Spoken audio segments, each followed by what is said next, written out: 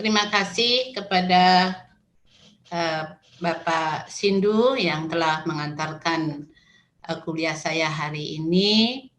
Sebelumnya saya berikan kesempatan dulu menyapa ibu bapak, saudara, mungkin juga adik-adik yang pas sudah ada di room kuliah saya.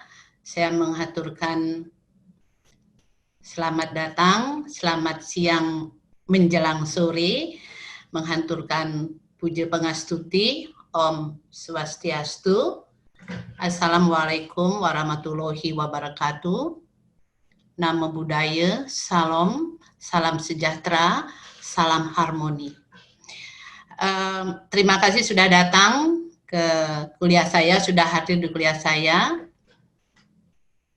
Saat ini saya perlu memperkenalkan diri, mungkin ada yang belum kenal, sebagaimana yang tadi disampaikan oleh Pak Sindu, saya Desa Made Citrawati, mengajar di jurusan di program studi pendidikan biologi. Saya memiliki ketertarikan yang lumayan terhadap masalah kesehatan, khususnya kesehatan reproduksi, mungkin disebabkan karena saya kebetulan melanjutkan studi di ilmu kedokteran di UNER, kemudian di ilmu kedokteran di Universitas Udayana. Ketertarikan saya mungkin karena pengalaman saya juga sempat menemani anak-anak belajar anak-anak remaja belajar waktu mengajar di SMP Lab selama 5 tahun, kemudian mengajar di SMA Lab selama 15 tahun. Mungkin juga ada anak-anak dulu mantan anak murid saya, mudah-mudahan sempat hadir juga di room ini mengikuti perbincangan saya terkait dengan kesehatan remaja. Nah, di Universitas Pendidikan Ganesha, di samping saya mengajar, menemani mahasiswa belajar di Prodi Pendidikan Biologi, ada pengalaman juga diberikan tugas tambahan, apakah sebagai sekretaris jurusan, kemudian sebagai ketua jurusan, kemudian pernah juga diberikan tugas tambahan di Pusat Studi Perempuan, menemani Ibu Putu Sendratari, dan sekarang saya dikasih tugas tambahan, dipercayakan sebagai kapus dari Pusat Pengembangan Kurikulum dan Pelaksanaan Pembelajaran di LP3M. Nah, itu perkenalan singkat saya mengenai siapa saya. Akhirnya saya lanjut saja sekarang dengan apa yang akan saya sampaikan kepada Ibu Bapak, adik-adik mahasiswa, kalau ada yang sudah hadir, saudara yang lain, atau mungkin juga ada hadir di sini para remaja. Terima kasih. Diskusi kita hari ini tentang life skill untuk menurunkan risiko remaja mengalami masalah kesehatan reproduksi. Kalau kita berbicara reproduksi, biasanya umumnya sejumlah orang atau sebagian besar orang merasa tertarik.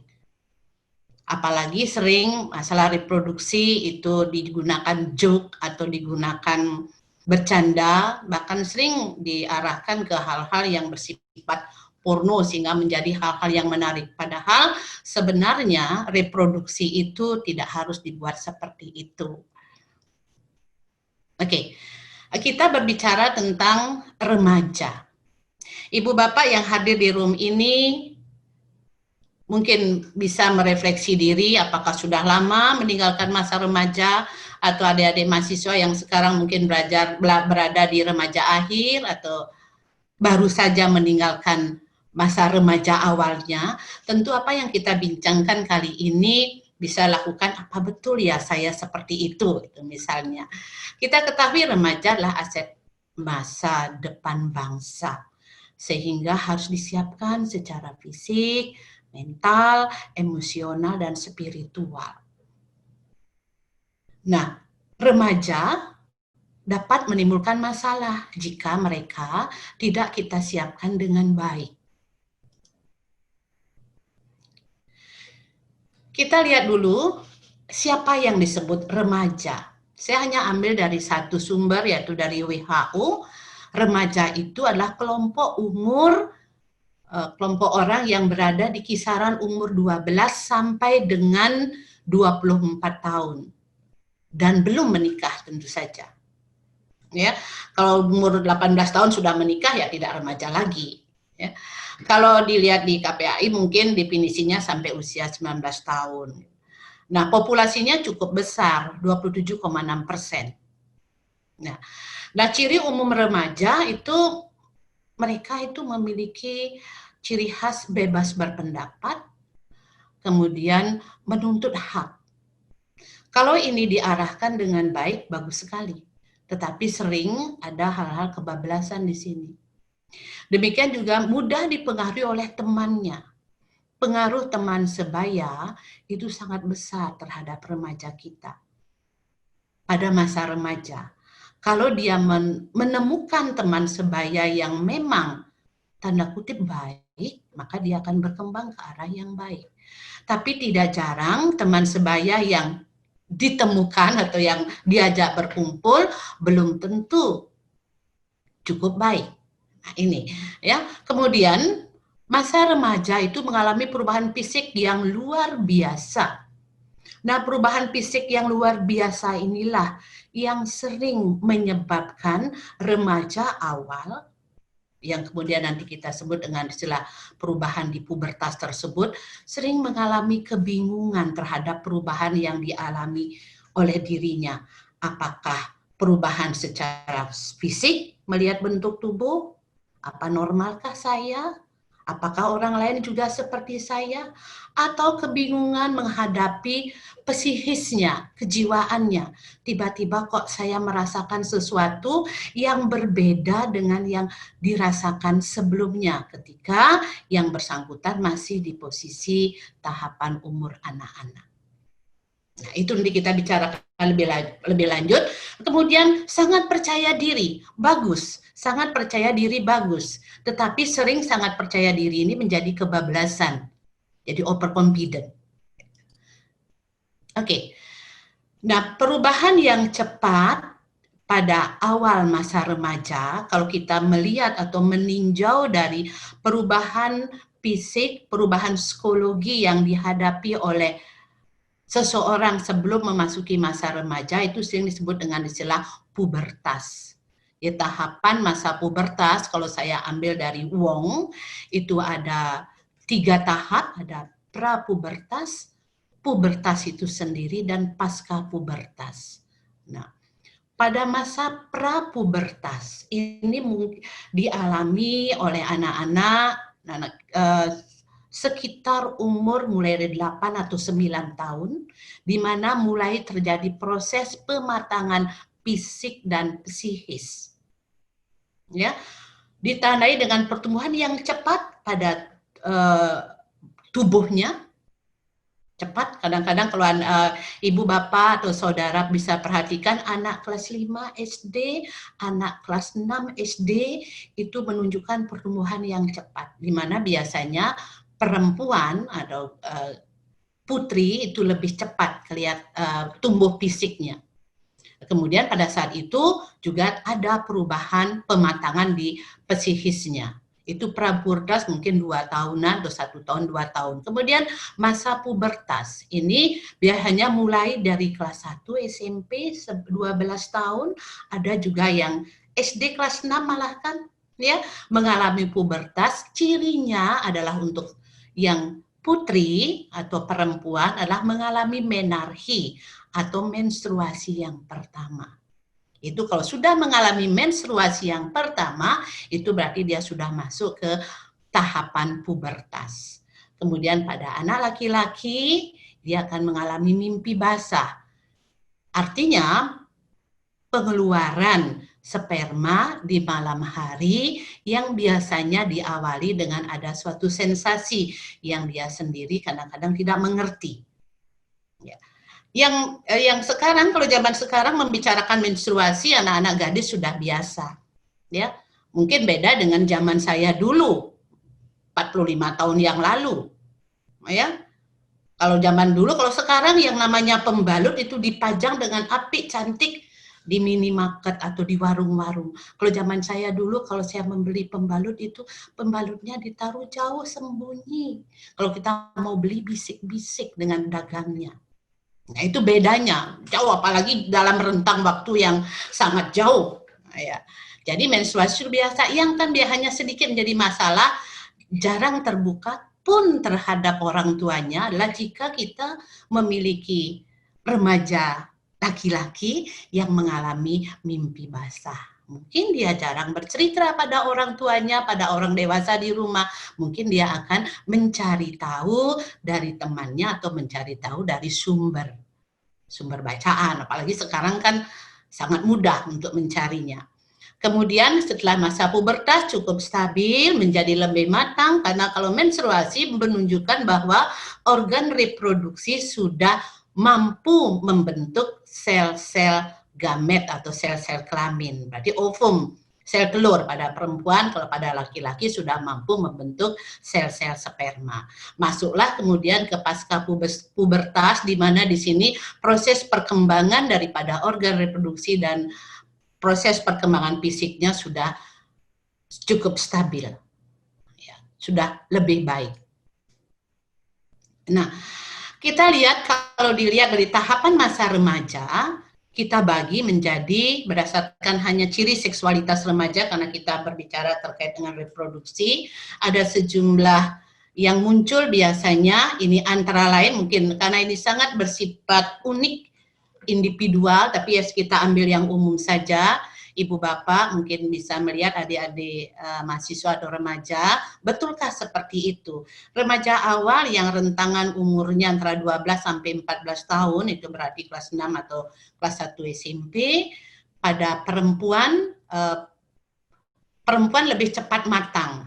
Jadi kalau diperhatikan anak kelas 1 SMP itu kelihatan anak perempuannya kelihatan lebih matang tanda kutip dibandingkan dengan laki-lakinya. Ya. Pada saat itu mereka masih cenderung berkumpul sesama satu jenis kelamin, jadi satu jenis kelamin yang sama. Kenapa? Karena pada masa itu mereka masih malu, masih lugu, masih tersipu memperhatikan perubahan yang dia alami, baik perubahan untuk dirinya, fisiknya yang kelihatan, maupun rasa yang muncul dari proses yang terjadi di tubuhnya. Kemudian mencoba menampilkan kelebihan diri. Ibu bapak kalau sekarang punya anak yang memasuki masa pubertas remaja awal, bisakah diperhatikan berapa lama dia bercermin? Berapa lama dia menyisir rambutnya? Apa yang diminta? Apakah untuk perawatan kulit, perawatan rambut? Nah, itu pasti sudah ada perbedaan permintaan dibandingkan dengan waktu dia masih kanak-kanak. Gitu. Jadi mulai menyendiri karena dia merasa malu, jadi dia merasa lebih banyak sendiri, kemudian bereksperimen dengan dirinya sendiri. Nah, ini yang sering terjadi bahwa karena adanya kematangan hormonal di dalam tubuhnya, kemudian tadi saya katakan organ-organ reproduksi sudah mulai berfungsi, itu akan memberikan sensasi dorongan seksual yang kemudian dia akan menyalurkan dorongan seksualnya itu dengan melakukan eksperimen dirinya sendiri, misalnya melakukan masturbasi atau cemas dengan tubuhnya sendiri. Ya, dia melihat kok dadanya masih datar, sementara yang lain dadanya sudah kelihatan muncul, misalnya pada gadis. Atau pada laki-laki dia melihat dirinya kok rambutnya tidak banyak ya, padahal temennya rambutnya banyak. Nah, kira-kira siapa mana yang normal? Apa saya normal? Tidak. Nah, pertanyaan-pertanyaan seperti itu sering muncul dan tidak tercetuskan. Ya, paling-paling dia mencari tahu antara sesama teman melalui bisik-bisik atau saling cacat misalnya dengan temannya. Nah, itu pada remaja pertengahan, ini 14 tahun, mungkin kelas 2, kelas 3 SMP, sampai kemudian SMA kelas 2, dia mulai peduli terhadap daya tarik seksualnya. Dia kemudian sering berganti teman, kemudian mulai tertarik dengan lawan jenis, mulai dengan pacaran-pacaran awal begitu, kemudian mulai merasakan sesuatu yang merupakan campuran antara cinta, yang dia katakan cinta karena dia suka dengan seseorang, dia menerjemahkan dengan istilah cinta sebagaimana yang dia sering dengar, sering lihat, oh itu namanya orang sedang jatuh cinta. Rasa seperti itu mungkin dia juga artikan, dia rasakan, dan ada dorongan seksual yang kuat. Itu adalah normal, proses fisiologis di dalam tubuhnya. Kemudian pada remaja akhir, mungkin SMA kelas 3, awal menjadi mahasiswa, mulai berpikir untuk membina hubungan yang lebih serius. Kalau tadi masih ganti-ganti karena oh ini cocok, oh ini ininya kurang. Biasanya deretan kriteria untuk pasangannya masih sangat banyak, berlembar-lembar. Mungkin saya harus temu ini, harus ini, banyak sekali, kadang-kadang tidak logis. Nah, seiring dengan perkembangan umurnya, maka dia mulai berpikir, oh membentuk hubungan yang lebih serius, identitas seksualnya semakin jelas, kemudian mengembangkan cinta yang disertai dengan kasih sayang. Nah, benar begitu adik-adik remaja yang sekarang ada di room ini? Oke, nah perlu saya singgung sedikit bagaimana sih proses munculnya pubertas itu. Bagi ibu bapak yang suka dengan biologi, bukan berarti harus jurusan biologi, khususnya ke fisiologi manusia, adik-adik mahasiswa, adik-adik SMA, sebagaimana kita ketahui, dan sering kalau ada orang tua muda yang memiliki anak TK, memiliki anak SD kelas 1, misalnya ketemu dengan temannya, ayo dijodoh-jodohkan, ayo pelukan sesama anak-anak laki dan perempuan, saling berpelukan, saling berciuman, tidak akan menjadikan masalah, tidak akan menimbulkan rasa apapun pada kedua anak itu. Beda kalau itu terjadi pada anak laki-laki dan anak perempuan yang sudah memasuki masa prapubertas. Nah, mengapa? Gambar sederhana ini saya sangat sederhanakan. Kenapa? Karena sebenarnya proses pubertas itu sangat kompleks dan banyak belum dipahami. Saya hanya mengungkapkan berdasarkan apa temuan yang yang ada, bahwa paparan stimulus yang kita dapatkan dari luar tubuh kita yang akan diterima oleh indera, disampaikan ke pusat indera kita, pada otak besar kita, pada korteks cerebri, kemudian melewati striatum terminalis, suatu bagian yang ada pada hipotalamus. Tapi pada saat kita masih anak-anak, stimulus tersebut akan masuk ke blok pubertas, jadi pusat pubertas inhibitor. Jadi tidak dilanjutkan ke hipotalamus. Nah, mengapa? Ya ini kembali ke proses pematangan. Ya, sama karena apapun dalam tubuh kita munculnya bergiliran, bergantian. Gitu. Ada waktunya. Kalau adik-adik yang biologi atau ibu bapak yang belajar biologi itu sudah sangat memahami bahwa gen kita itu kerjanya on off, kan begitu. Kapan dia on, kemudian nanti berfungsi sekian lama dan akhirnya dia berhenti berfungsinya. Misalnya kenapa kulitnya Bu Citra sekarang keriput, ya karena gen-gen yang berfungsi membentuk kolagen misalnya itu sudah sebagian mengundurkan diri, gitu, sehingga kulitnya menjadi keriput. Itu antara lain contoh analognya. Nah, jadi rangsangan yang datang dari luar itu tidak masuk ke hipotalamus. Sementara jika seiring pertumbuhan perkembangan, stimulus yang diterima oleh indera masuk ke pusat indera, terpapar melewati striatum terminalis, akhirnya sampai di hipotalamus. Hipotalamus adalah pusat dari banyak pusat. Kalau ibu bapak sekarang lapar atau mungkin tertidur mendengar suara saya, itu yang mengatur itu hipotalamus. Sedang emosi, ada pusatnya di hipotalamus. Kemudian emosi, yang namanya emosi ya senang, sedih, cinta, marah, itu ada di hipotalamus, untuk dimaklumi. Nah, sekarang stimulus tadi masuk hipotalamus, dan hipotalamus terkait reproduksi itu akan mengeluarkan hormon yang diatur pengendalian hormon, pengeluaran hormon itu pembentukan hormon itu, salah satu jurnal yang saya dapatkan adalah gen yang disebut dengan gen GPR 54, jadi GPR 54. Itulah yang mengatur, meregulasi hipotalamus dalam menghasilkan hormon gonadotropin releasing hormone. Nah, terbentuknya gonadotropin releasing hormone ini akan merangsang organ-organ reproduksi untuk mulai berfungsi, baik pada laki-laki maupun pada perempuan. Ya.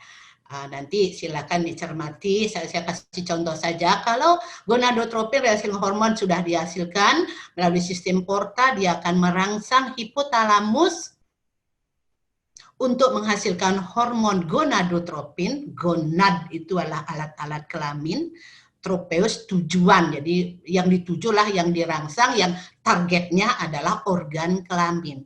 Yang pada laki-laki tidak lain adalah testis yang terbalut dalam skrotum, sehingga nanti adanya gonadotropin tersebut akan ada dua jenis yang dihasilkan, antara lain luteinizing hormone LH dan follicle stimulating hormone. Luteinizing hormone akan merangsang sel Leydig untuk menghasilkan hormon testosteron, sedangkan follicle stimulating hormone akan merangsang pertumbuhan, terjadinya proses pembentukan sperma, spermatogenesis. Nah, dihasilkan testosteron inilah merupakan awal dari munculnya ciri-ciri yang tadi sudah saya sebutkan.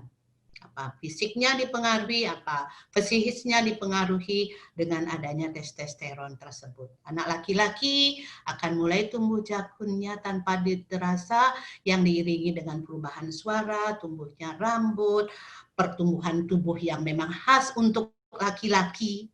Nah, ya. Kemudian tanda kelamin primernya, organ-organ reproduksinya juga berkembang untuk siap berproduksi. Akhirnya nanti pada saat masa pubertas dicirikan dengan mimpi basah. Demikian juga pada perempuan.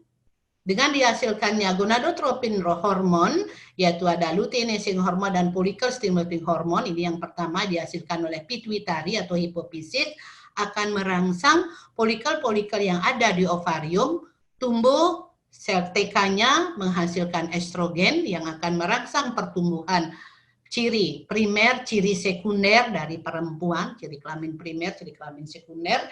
Demikian juga luteinizing hormone akan melecut menyebabkan terjadinya ovulasi yang diteruskan dengan luteinasi pada korpus albikan untuk menghasilkan hormon progesteron. Nah, itu hormon-hormon itulah yang nanti akan mengatur proses reproduksi pada perempuan.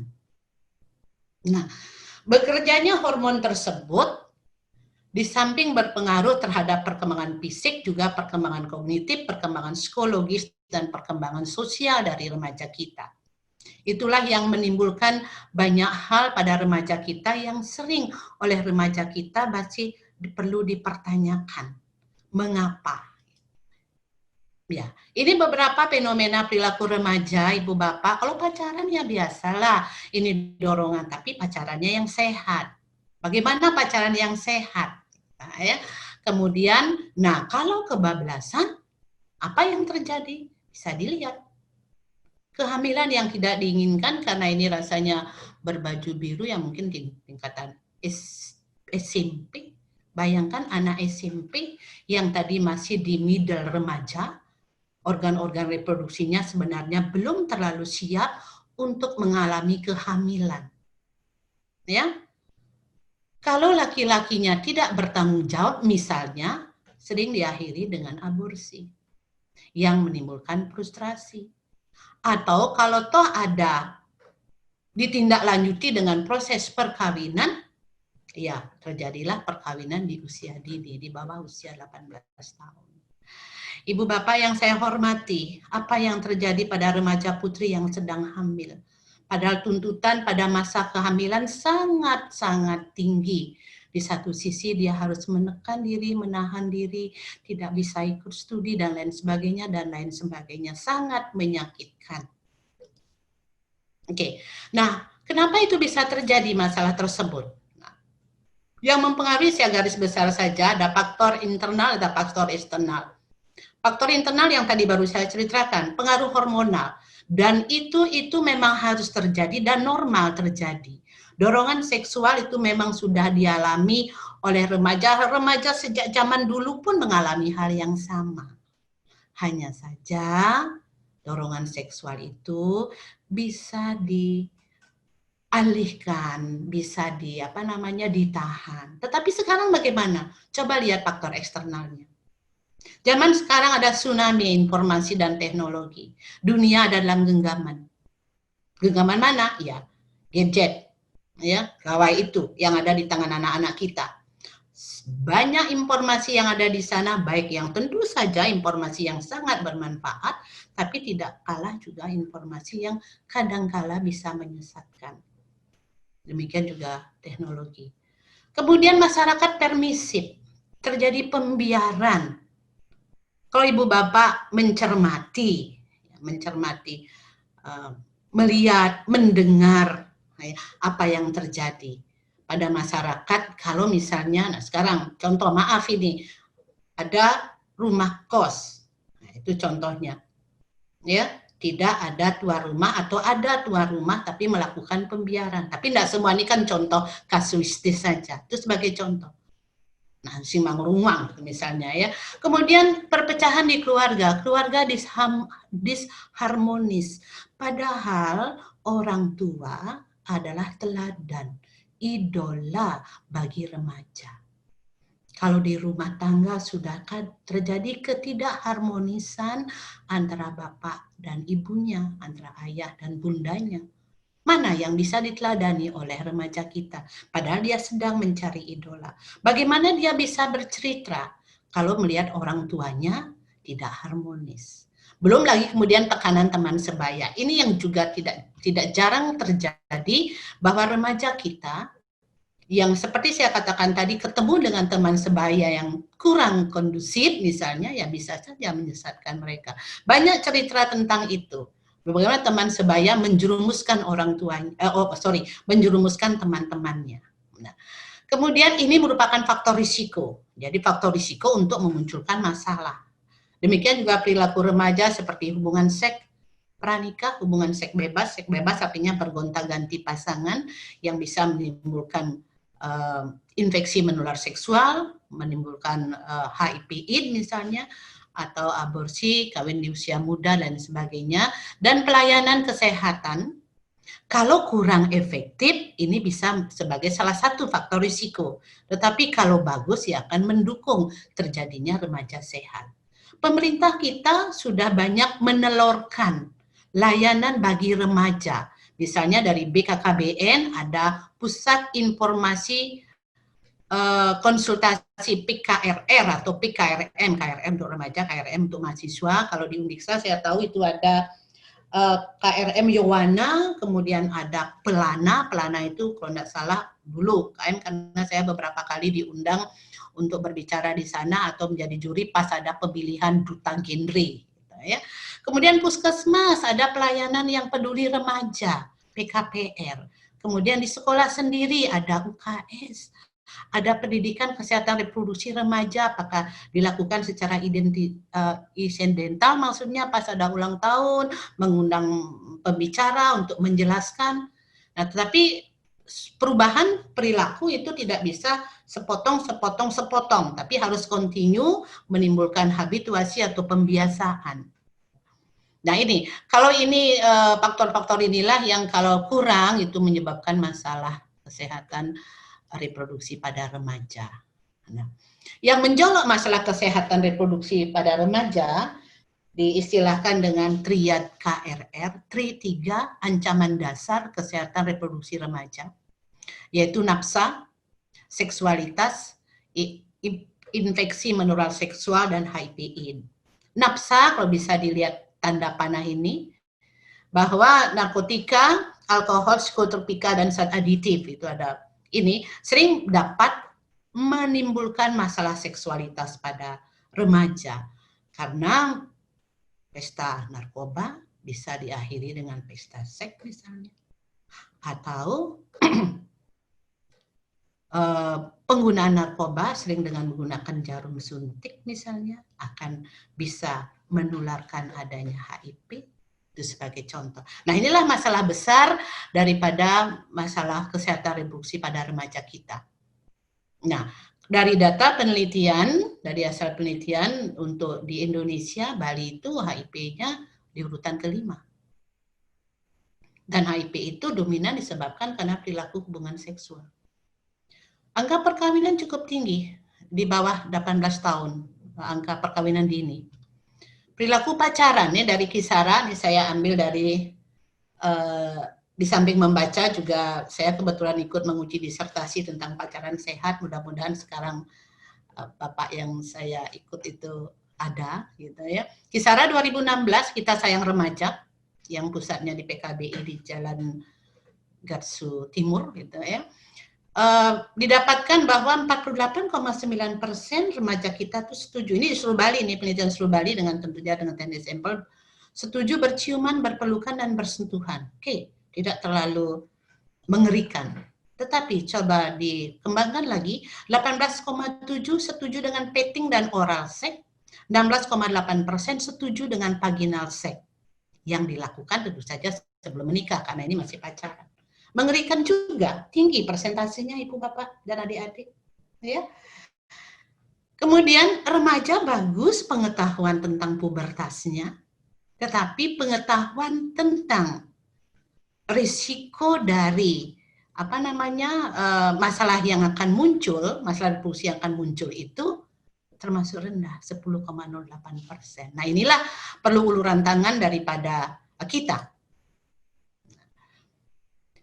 Dari tadi kita berbicara kesehatan reproduksi, ini definisinya Ibu Bapak, adik-adik, bahwa itu muncul pada konferensi kependudukan di Kairo tahun 94, bahwa yang namanya sehat dari segi fisik, mental, sosial, tidak hanya terbebas dari penyakit pada proses reproduksi kita.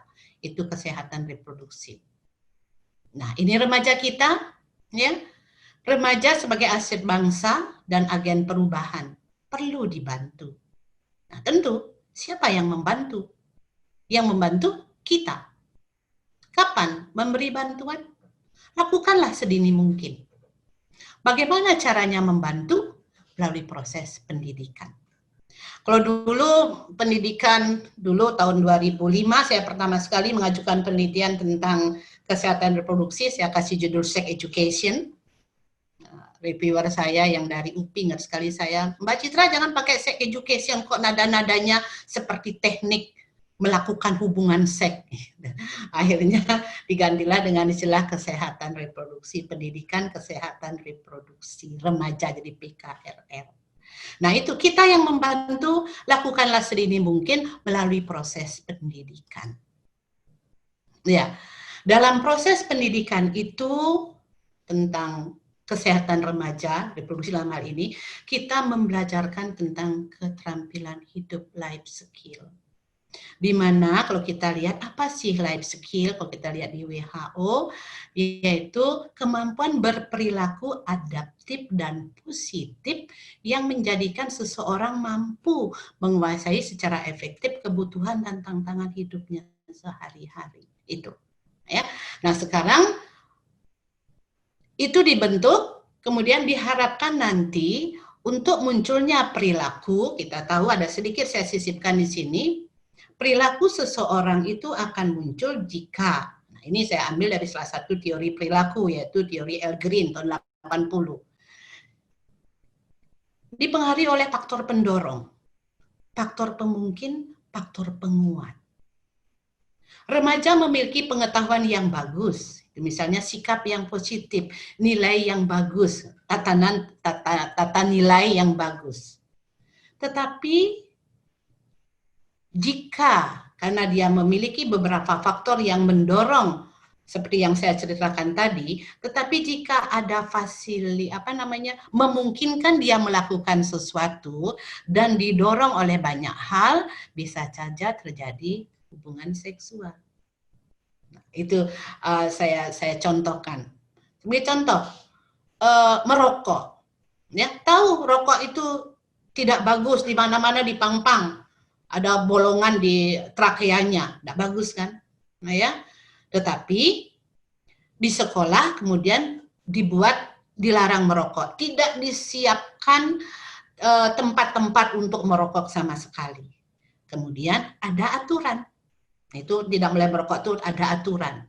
Kemudian dicontohkan oleh guru-gurunya dan orang dewasa di sekitarnya, tidak ada yang merokok. Maka perilaku merokok itu tidak akan terjadi. Nah itu contohnya. Ya.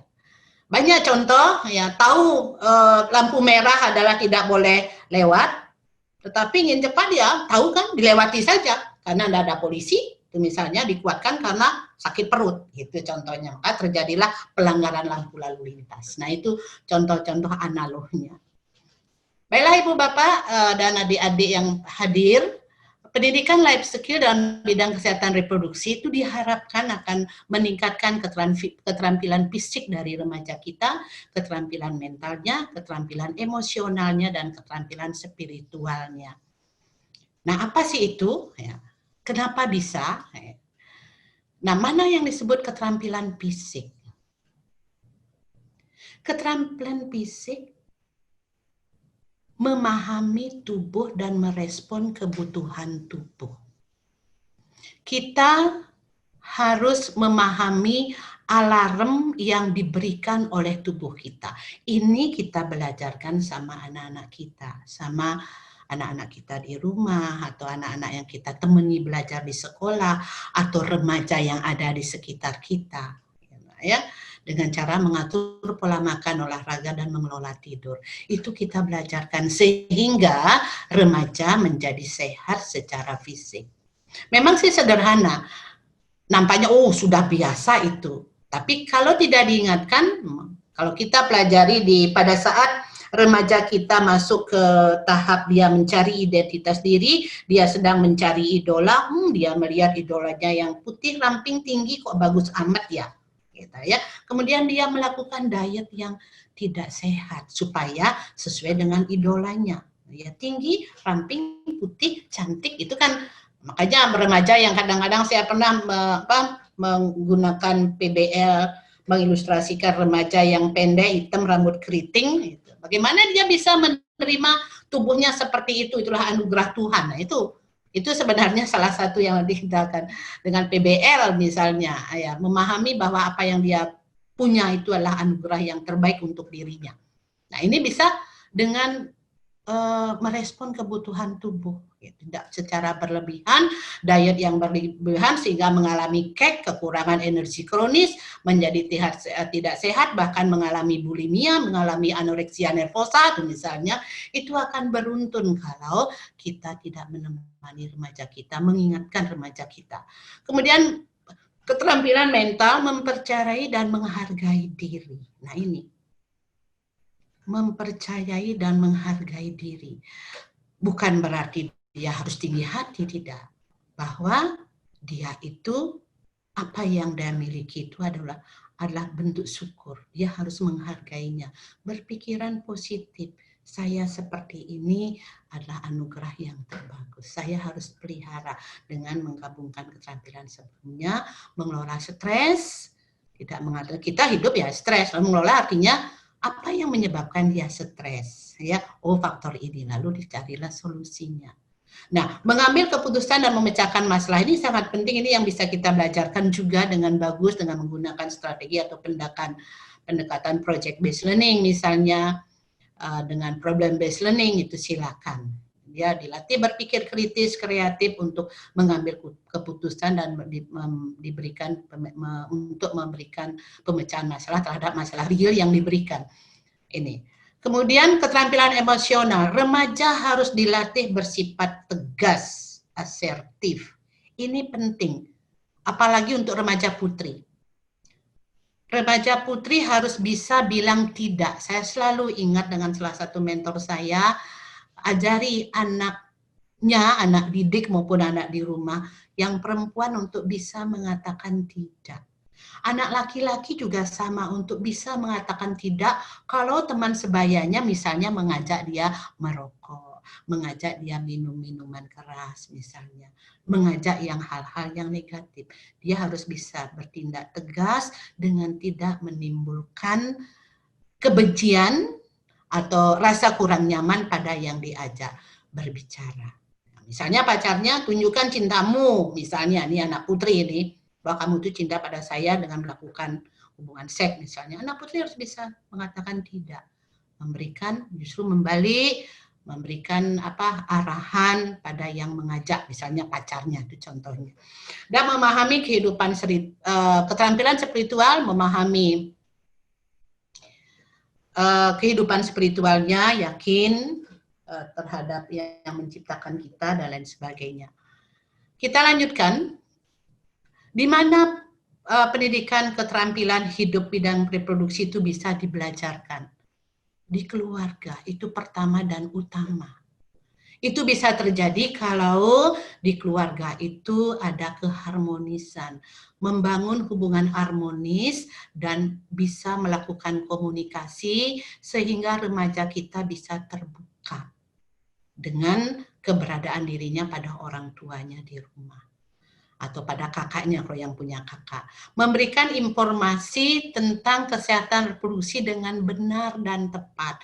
Nah ini di keluarga sedini mungkin, mulai dari dia anak-anak, misalnya anak prasekolah, saya pernah baca misalnya melakukan pendidikan reproduksi di toilet, itu sebagai contoh. Jadi bagaimana dia membersihkan, menunjukkan bagian tubuhnya, misalnya, oh ini namanya organ alat tubuh yang anak gunakan untuk kencing. Misalnya kalau kita tidak tahu mengatakan penis misalnya. Terus terang saya kalau menyebutkan dengan istilah bahasa Bali saya agak gini juga, tidak nyaman juga.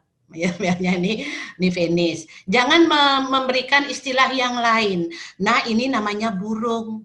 Ya, penis anaknya ditunjukkan menjadi burung.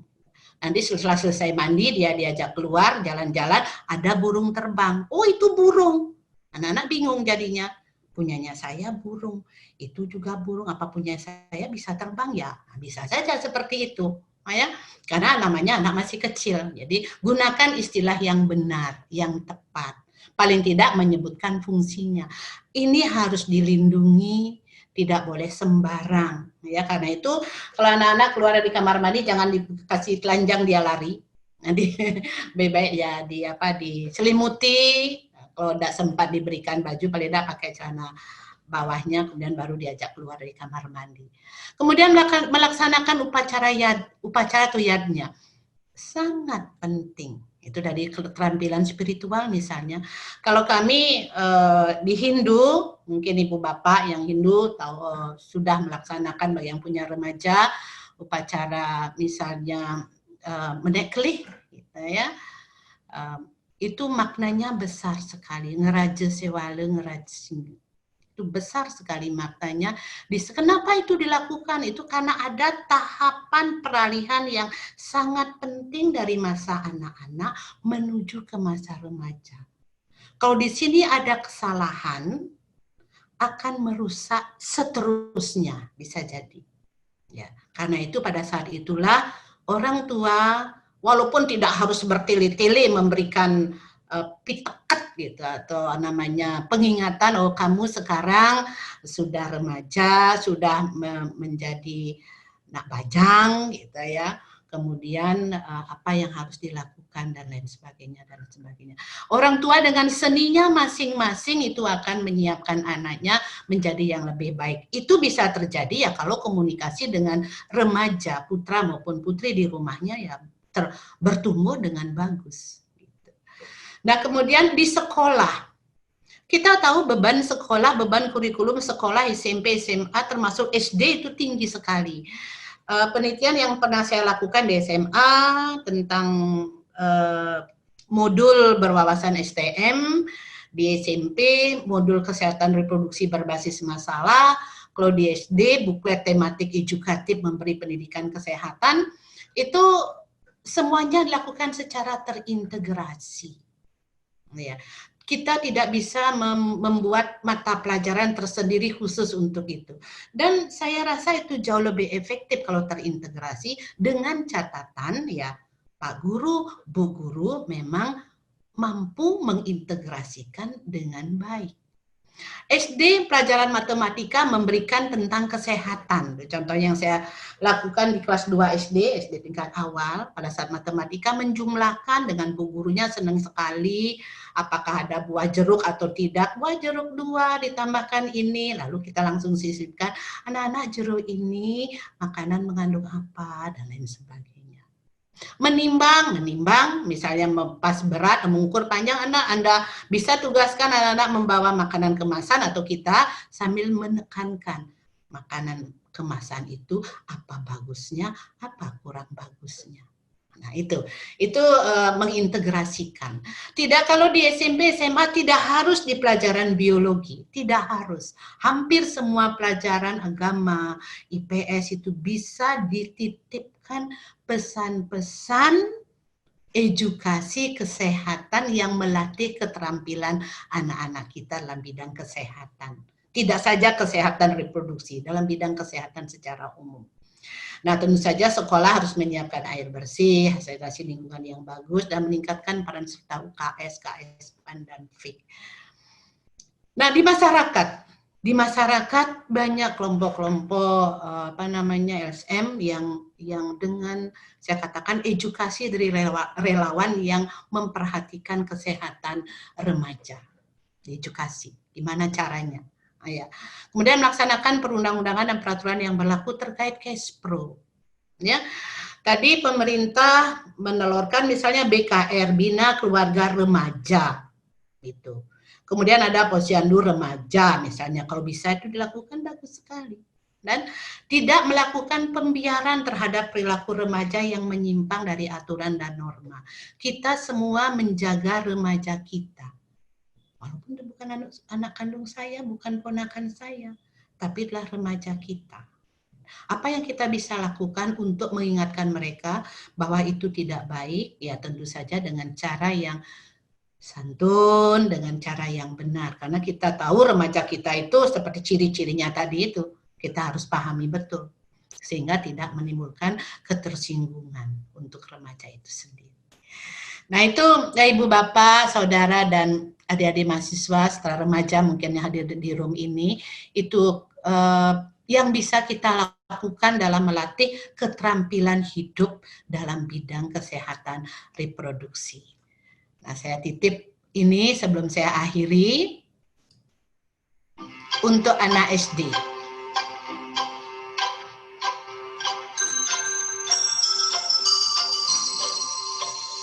Sentuhan boleh, sentuhan boleh, kepala, tangan, kaki. Karena sayang, karena sayang, karena sayang. Sentuhan tidak boleh, sentuhan tidak boleh yang tertutup baju dalam. Hanya diriku yang boleh menyentuh.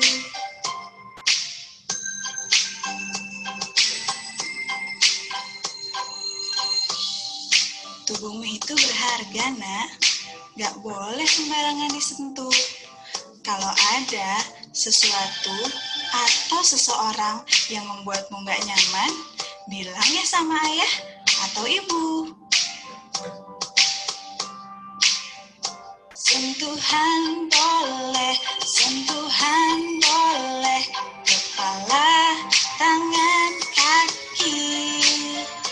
Karena sayang, karena sayang, karena sayang. Okelah Ibu Bapak, itu cara membelajarkan kesehatan reproduksi pada anak kita yang masih kecil dan nyanyian untuk menghindarkan mereka dari pelecehan seksual.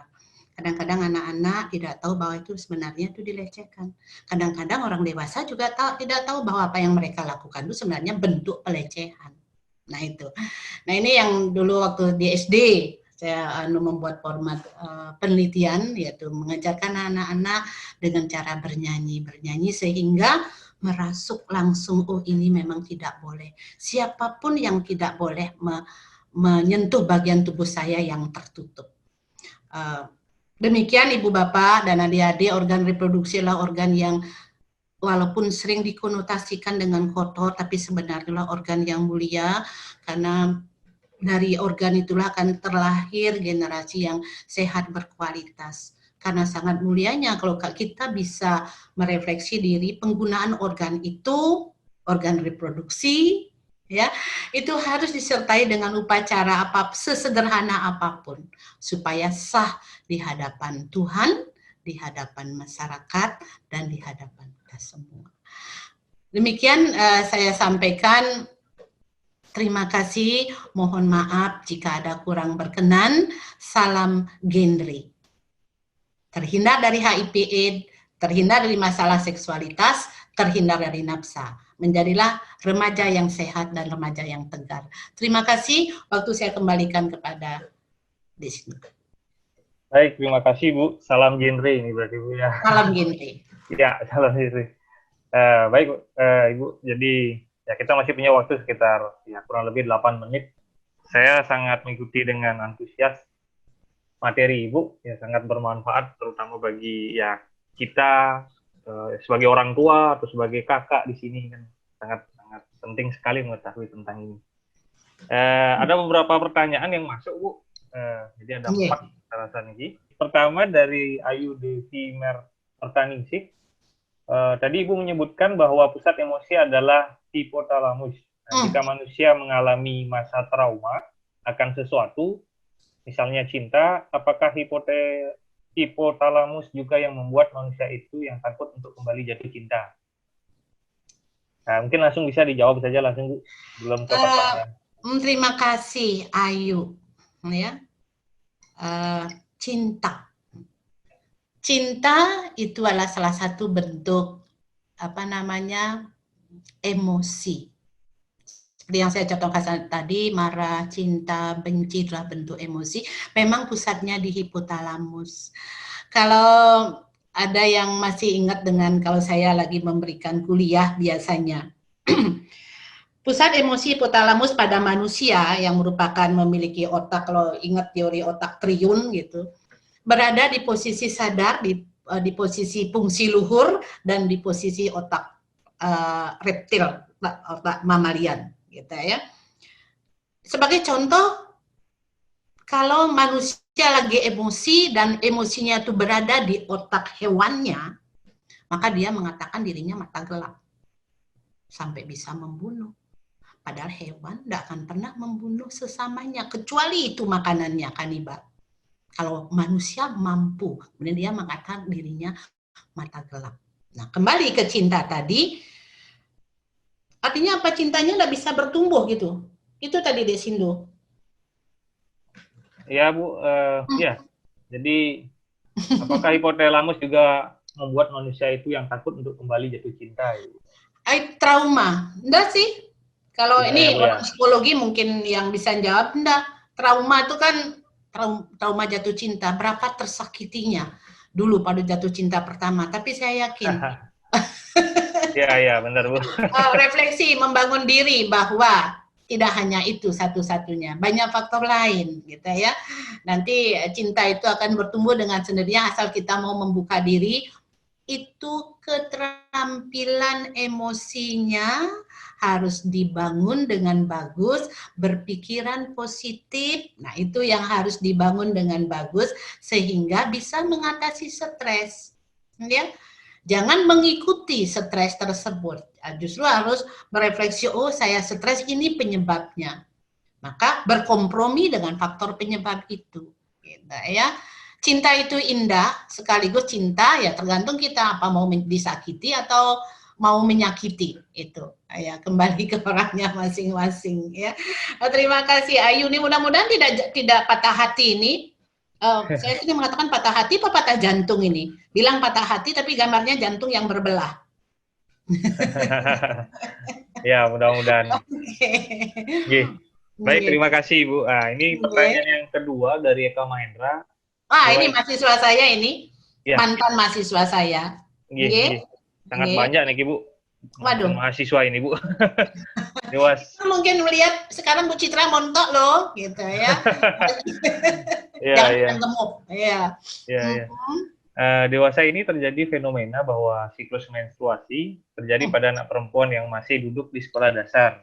Hingga di beberapa kota, proses pubertasnya itu juga maju. Nah, bagaimana cara menekan kesehatan reproduksi pada anak-anak, khususnya anak SD, sehingga mereka mampu mengendalikan perilaku pubertasnya? Iya, iya. Terima Kira-kira, kasih. Enggak. Banyak. Makasih Eka. Makasih. Salam untuk sayangnya, ya. Sayangnya juga mahasiswa saya. Kecepatan memang ada suatu pendapat bahwa sekarang usia menarhi anak perempuan maju. Anak SD, kadang-kadang anak SD kelas 5 sudah mengalami menarhi. Ya. Banyak faktor penyebab, tetapi terlepas dari masalah genetis, gitu ya, kan ada masalah genetis. Juga yang mungkin saya lihat sebagai faktor pendukungnya adalah nutrisi dan faktor lingkungan. Nutrisi yang bagus, ya. Kalau kita baca lebih banyak tentang menarhi terjadi itu ada perbandingan proporsional antara tinggi tubuh dan berat, IMT dilihat. Tetapi juga oleh faktor lingkungan. Faktor lingkungan yang gimana? Ya tadi anak kita mengalami tsunami informasi, tsunami teknologi. Yang tidak jarang kalau tadi dilihat bagaimana paparan informasi yang berupa stimulus yang saya katakan yang diterima oleh indera anak-anak kita, anak-anak kita yang akan masuk ke prapubertas itu demikian hebatnya sampai blok pubertasnya itu diterabas masuk menstimuli hipotalamus sehingga gen GPR54 itu berfungsi menghasilkanlah hormon. Itu apa yang harus dilakukan? Ya disiapkan lebih awal anak kita, remaja kita. Guru memegang peranan, orang tua di rumah yang paling sangat memegang peranan. Nah ya, jadi kadang-kadang anak-anak belum mengerti kalau di sekolah-sekolah tertentu itu memang ada khusus pembelajaran tentang kesehatan. Anak gadis dikumpulkan sesama, gadis maksudnya remaja-remaja putri kecil ini dikumpulkan, remaja-remaja putra dikumpulkan, dibimbing termasuk dibimbing cara memasang pembalut yang bagus, kapan dia harus mengganti pembalut, karena istilah kesehatan reproduksi itu adalah ya kebersihan organ-organ reproduksi. Kita tidak bisa menghambat datangnya arus informasi. Yang perlu kita lakukanlah menyiapkan anak kita dengan lebih dini. Maka saya lakukan sedini mungkin. Karena kita menyadari anak kita sekarang berada di lingkungan yang bagaimana. Saya usia SD, SMP itu berada di lingkungan yang sangat aman untuk itu. Nah, ya. Terus sekarang tidak. Mereka terpapar. Dunia mereka sudah ada di genggamannya. Mereka mencari apa? Ya. Sebagai orang tua kita harus tahu apakah mata anak kita harus kita tutup, dilepaskan dari gadget. Sementara sekarang tugas-tugas, apalagi zaman pandemi sekarang, semua tugas dikirim secara online. Anak kita harus mencarinya di gawai mereka masing-masing. Apa kita yakin? Ya harus yakin bahwa anak kita memang belajar. Bagaimana kita harus yakin? Ya kita memang melatihnya bahwa mereka tuh harus bertanggung jawab. Kalau mereka kesasar ke situs yang tidak harusnya mereka lihat, ya bagaimana kita tahu? Ya kembali lagi disiapkan. Keterampilan yang saya paparkan tadi itu disiapkan sesuai dengan jenjang umur mereka masing-masing. Ya, jangan terlalu tinggi juga, jangan terlalu rendah. Gitu, ya. Itu yang bisa saya sampaikan kepada Eka Mahendra. Ya, tetaplah semangat menjaga remaja untuk memberikan bimbingan pada mereka. Remaja kita itu perlu pendampingan. Itu yang jelas. Terima kasih. Oke, baik, terima kasih Bu atas ilmunya ini. Jadi benar-benar ya ini cukup banyak sekali pertanyaan-pertanyaan yang masuk Bu. Saya pilih dulu nih Bu, karena waktu kita terbatas sebenarnya. Nah ini ada dari Wulan Sari. Selamat sore Ibu, izin bertanya bagaimana cara kita sebagai orang tua atau pendidik untuk membantu remaja memahami risiko atau dampak penyimpangan reproduksi remaja yang melalui pembentukan kognitifnya. Nah, sedangkan remaja zaman sekarang tidak benar-benar menghilangkan dampaknya dan timbul rasa penasaran jika tidak mengalaminya sendiri. Nah, cenderung acuh tidak acuh lah. Nah, demikian Bu, pertanyaan dari Wulan Sari ini. Iya, terima kasih. Ini Bu Guru atau mungkin ibu di rumah, ya, Bu Guru sekaligus juga ibu di rumah, dua pendidik mulia. Pada saat di rumah, beliaunya mendampingi remajanya di rumah, pada saat di sekolah, anak remaja muridnya di sekolah. Strategi yang pernah saya lakukan, dan tadi sudah saya contohkan, yaitu misalnya, ya, dari segi kajian teoritis sih juga sudah benar, misalnya memberikan PBL, Problem Based Learning, yang pernah saya lakukan di SMP 2. Disertasi saya juga kebetulan tentang ini.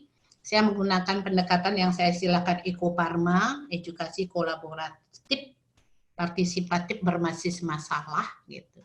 Memberikan masalah real kepada anak-anak bisa diambil di mana, apakah dari cerita, ada tetangga, atau bukan tetangga, mudah tidak pernah terjadi. Ada siswa SMP atau belum tamat SMP dihamili oleh anak STM yang baru kelas itu misalnya. Bisa ini real terjadi, itu kita skenariokan. Itu atau ibu ambil atau unduh dari artikel yang ada di internet, kemudian kita berikan pada anak-anak kita, kemudian dituntun. Nah, ini memang kelihayan seorang Bu Guru dengan penuh kasih sayang tentu saja menemani anak-anak SMP yang remaja tersebut untuk mendiskusikan. Kalau Ibu mengginikan langkah-langkah PBL, kemudian disertai dengan pendekatan VCT, Value Clarification Technique, itu pengajaran moral, itu dilakukan pelan-pelan, memang tidak satu kali gebrak akan berhasil, tidak. Saya yakin tidak. Tetapi dengan pendekatan yang bagus, kita mencoba menempatkan siswa kita itu berada di posisi gadis yang lagi hamil, atau kita, ini biasanya bermain peran bisa lakukan, atau kita minta dia menilai, kira-kira gadis yang lagi hamil ini apa yang dia rasakan. Apa aibkah, rasa sakit, tidak bisa lanjut sekolah, harus menyembunyikan kehamilannya, bagaimana perasaannya, itu misalnya. Jadi kita membawa anak itu, ya ini memang kelihatan seorang guru ini jadinya, termasuk juga di rumah, gitu ya, sehingga tanpa kita sadari, kita berharap murid kita itu memiliki keterampilan untuk memikirkan. Dia menjadi empatikah dia, kemudian memberikan saran misalnya kita pancing, kadang-kadang anak-anak kan mentok, nggak bisa berpikir apa-apa, apalagi kemudian PBL ini baru sekali diberikan. Yang saya takutkan nanti bukunya juga kebingungan gitu ya. Ya kita pancing dia. Kira-kira anak ini dipecat nggak dari sekolah ya? Kalau dipecat kira-kira apa yang terjadi? Apakah dia disuruh menggugurkan? Kalau menggugurkan apa yang terjadi? Dan Bu Guru memang harus menguasai. Kalau aborsi apa yang terjadi? Kalau dia kawin muda apa yang terjadi? Nah ini kita tidak bisa menakut-nakuti anak remaja kita sekarang dengan mengatakan, oh itu dosa. Tidak bisa.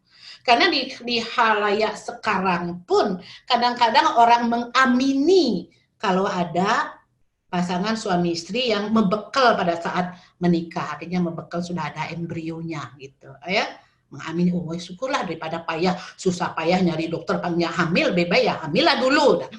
Ada sesuatu yang bergeser sedikit saya lihat ya. Nah ini harus ditantang anak itu. Kalau Bu Guru harus menguasai apa risiko kalau hamil usia terlalu dini. Bu guru harus menguasai apa risiko kalau mengalami abortus, apalagi abortus yang kriminalis misalnya, yang provokatus, yang dipaksa. Apalagi yang tidak menggunakan tenaga medis, karena di medis pun ada aturannya kapan orang bisa melakukan aborsi, kalau ada indikasi medis, kapan tidak boleh, karena mereka kan diikat juga oleh kode etik. Begitu. Itu ibu-ibu yang bertanya terakhir, jadi disiapkan. Jadi anak-anak dihadapkan dengan fakta yang ada, kemudian anak-anak diminta untuk berada di posisi itu, apakah dia sebagai memberikan saran atau dia berada di posisi yang dirasakan oleh remaja yang lagi mengalami kehamilan. Itu misalnya. Itu dengan apakah benar secara agama misalnya, dan seterusnya. Jadi kita menggugah mereka untuk berpikir menjadi lebih kritis, kemudian berpikir melihat bagaimana kondisi orang kalau memang seperti itu, sehingga dari dalam dirinya akan muncul, waduh itu saya rasanya tidak mampu kalau berada di posisi itu. Mudah-mudahan itu bisa menjadi benteng bagi mereka, untuk mereka lebih berhati-hati dalam bertindak. Tapi jangan khawatir Ibu, kalau toh juga ada anak-anak yang agak bandel-bandel, itu memang ciri khasnya anak remaja. Ya, ciri khasnya. Kita memang, kalau sekarang bandelnya udah minta ampun mungkin. Waktu saya jadi guru SMP mungkin bandelnya enggak seperti sekarang. Itu tantangan bagi kita. Gitu. Terima kasih Dek Sindu, itu yang bisa saya sampaikan. Baik, terima kasih Ibu yang bertanya. Ya, terima kasih Ibu. Okay. Nah ini karena waktunya sudah habis ini Bu, di Zoom kayaknya ada beberapa peserta tidak akan mendengar kualitas dari kegiatan kita ini karena sudah di-set waktunya. Jadi kami mohon maaf ini Bapak Ibu, tidak semua pertanyaan bisa kami jawab. Mudah-mudahan di kesempatan lain bisa kita sampaikan lagi ya. Benar begitu Bu ya? Enggak. Ya. Jadi saya minta waktu sedikit Dek Sindu. Silakan Bu untuk menyampaikan terima kasih kepada Ibu Bapak, saudara, adik-adik mahasiswa remaja, karena sudah mau ikut berpartisipasi mendengarkan apa yang saya sampaikan. Mudah-mudahan bisa menginspirasi Ibu Bapak menemani remaja kita, menemani keluarga di rumah sehingga dia menjadi lebih sehat. Nah, ya. Namanya kita menurunkan risiko bukan berarti tidak bisa menghilangkan, tapi lakukanlah terus-menerus, karena perilaku itu akan muncul kalau dilakukan terus-menerus hingga terjadi habituasi dan pembiasaan. Akhirnya saya mohon maaf jika selama saya mengisi acara ini ada yang kurang berkenan bagi Ibu Bapak dan adik-adik sekalian. Akhirnya saya tutup dulu dengan para mesanti. Om Santi Santi Santi Om. Wassalamualaikum warahmatullahi wabarakatuh. Selamat sore, salam genre. Salam genre Ibu. Om Santi Om. Terima kasih Ibu. Terima kasih. Untuk materi nanti bisa diakses Bapak Ibu di website Undiksa. Kemudian ada yang minta share dari ketika misalnya ingin bertanya bisa menghubungi kontak Ibu Bu ya. Silakan dengan senang hati. Ya, bisa mengontak ibunya atau melalui email nanti mungkin Bu ya. Makasih. Amit. Baik, terima kasih Bu. Kami akhiri. Selamat sore. Om Santi Om. Ya, selamat beristirahat. Terima kasih. Terima kasih.